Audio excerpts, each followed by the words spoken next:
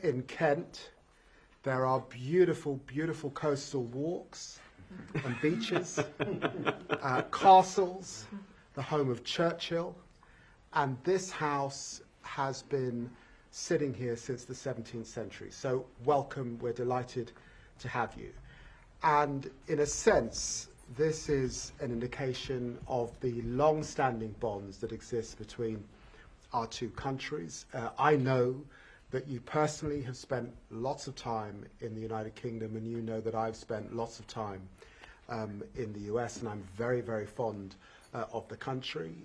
Our bilateral relations are in a wonderful place, having struck our economic prosperity deal and working hard on a new technology partnership, which will be very, very exciting indeed. Today, of course, we will be discussing the developing situation in the Middle East and in Gaza, which is of great concern, and of course the ongoing war in Ukraine and our desire to see that come to an end. And I'm sure we'll be reflecting on other issues of global interest and concern. But welcome to my home here in the wonderful county of Kent. Thank you. It's good to be here. Well, thank you so much for having me, Mr. Foreign Secretary. It's good to see you all and good to see your team here. As you said, this is a very special relationship between our two countries, and I think me being here is just another part of that. So we've already, in the brief time that we've been here, my kids have fallen asleep on your floor. We've gone fishing in the lake outside, and unfortunately, the one strain on the special relationship is that all of my kids caught a fish, but the Foreign Secretary did not. I'm sorry. It is great to be here in Kent again. My wife and I love this section, this area of the UK. We actually were here a couple of years ago. We went to Dover and to the Cathedral of Canterbury, so we love this country. We certainly love this part of the country, and so it's great to be here. As David said, we have a lot to discuss. There's a lot going on in the world. Of course, the situation in the Middle East, the situation with Ukraine and Russia. There's a lot of news there and a lot of things to update each other on. I believe that we're going to talk about our economic partnerships, both in technology, but also the broader shared economic relationship that we have, and we're so thrilled about that. But just on a personal note, I have to say that I really have become a good friend, and David has become a good friend of mine, and so it's great to spend some time here with him and his family. On the trip over here, my 3-year-old daughter in particular kept on asking if she was going to get to hang out with Maya. The answer, happily, was yes, and you've been very, very gracious host to me and the whole family, so we're very grateful to that. And to the people of England, I really love this country, and in particular, having never been to this beautiful house before and seen the surrounding area, I just say that the people who built it, the people who sustained it, I think really love the human spirit, and being here lifts up the human spirit. And so I feel, from one vice president to the people of England, thank you for having such a beautiful place for foreigners like me to come and talk about the issues of the day, because we really appreciate it, and we're really thrilled to be here. So to David and your team, thank you so very much. Thank you. Absolutely. Thank you. Yeah. Did you catch a fish, sir? I caught a few, actually. Yeah, I don't want to brag, but we did okay. Well, you know, David, I guess when you were in opposition, right, and I had just gotten elected to the United States Senate, obviously we come from sort of different political spectrums, but he was kind enough to make time on a visit to D.C. We got to know each other a little bit then and just kept on seeing each other, and our families enjoy each other's company very much, which always helps. But we care about this relationship, and we care about the fact that though we're separated by an ocean, and I guess as Churchill said, by a common language, that we have a lot in common, and there's a lot to do and a lot to work on together. You know, David once said to me, this was probably a couple of years ago, that there's this feeling that the world is in a state of incredible tension. And I certainly felt that a couple of years ago. I think that the President of the United States over the last 6-7 months has done a lot to lower that tension, but there's a lot that the United Kingdom and the United States can do, I think, to bring greater peace and greater stability to the world. And so we share that conviction, and that's made it easy for us to spend time together and work on the issues of the day. Mr. Vice President, some big issues in the Middle East. What do you make of the UK's decision to recognise the state of Palestine? Do you think that's a bad decision? Well, it's one of the things that we're going to talk about. Obviously, the United Kingdom is going to make its decision. We have no plans to recognize a Palestinian state. I don't know what it would mean to really recognize a Palestinian state, given the lack of a functional government there. You know, what the president has made very clear is our two goals are very simple right now vis-a-vis the situation in Israel and Gaza. Number one, we want to make it so that Hamas cannot attack innocent Israeli civilians ever again, and we think that has to come through the eradication of Hamas. Second, the president has been very moved by these terrible images of the humanitarian crisis in Gaza, so we want to make sure that we solve that problem.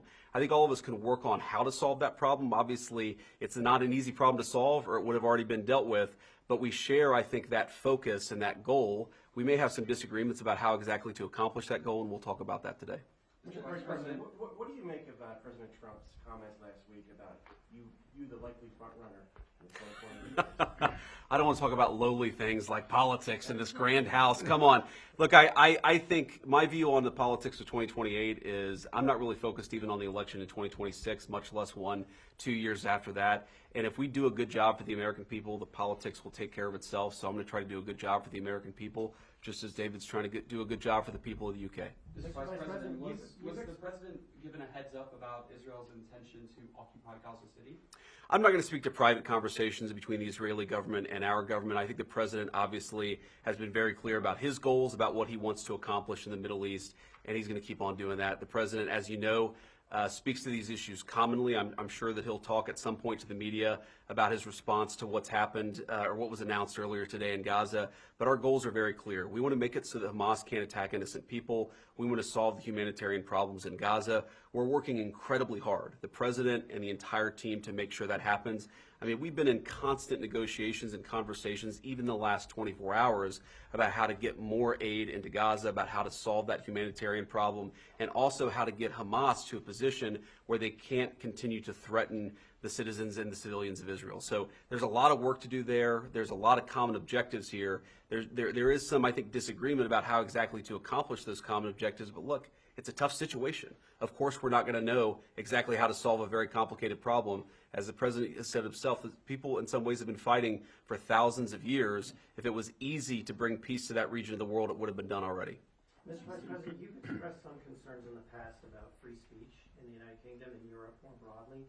Do you bring any kind of a message to the Foreign Secretary today on that subject? Well, I'd say I've raised concerns about free speech in the United States of America. I think the entire collective West, the transatlantic relationship, our NATO allies, certainly the United States under the Biden administration, got a little too comfortable with censoring rather than engaging with a diverse array of opinions. So that's been my view. Obviously, I've raised some criticism and concerns about our friends on this side of the Atlantic. But the thing that I'd say to the people of England or to anybody else, to David, is many of the things that I worry most about were happening in the United States from 2020 to 2024. I just don't want other countries to follow us down what I think was a very dark path under the Biden administration. So in the spirit of having a good conversation, and recognizing the Secretary has a lot of things to do, unless you want to say anything else.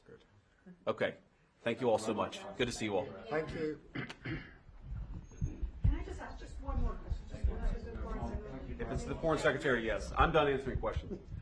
Foreign Secretary, the UK has taken a different tack on the situation in Palestine and the United States. Do you feel that your friendship with the Vice President might help, have a discussion about ceasefire or not?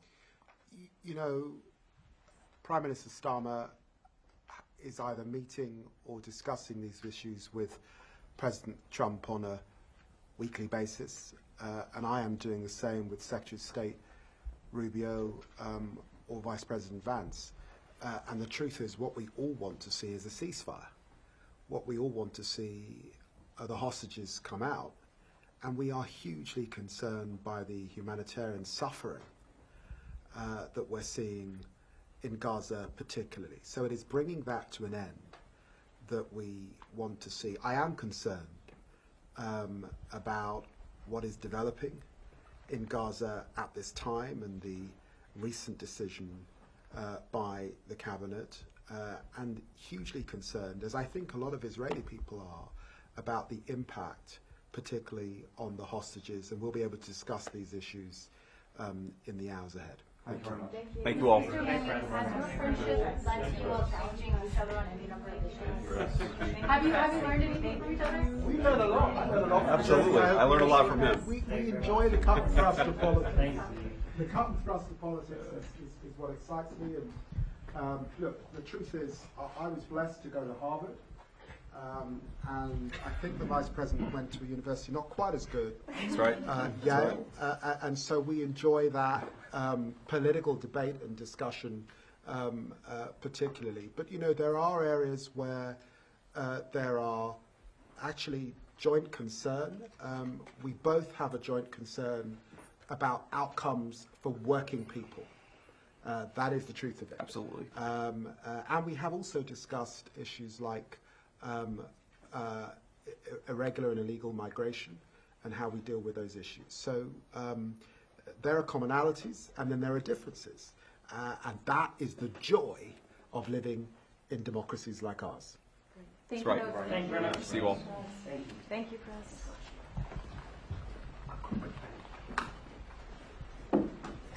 As the President says, we want any press conference not to say we're working in